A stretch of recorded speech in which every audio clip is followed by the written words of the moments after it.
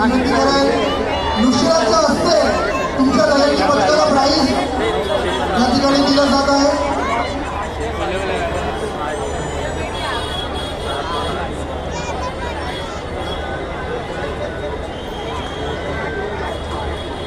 Thank you Nusrat.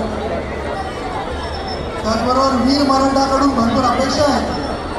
यांनी 7 थराचं पारितोषिक हे त्यांना इथे द्यायचं आहे। वीर मराठांनी 7 थर लावलेले आहेत त्यांचं सुद्धा पारितोषिक हे नुसरतच्या हस्ते त्यांच्या मंडळाला देण्यात येत आहे।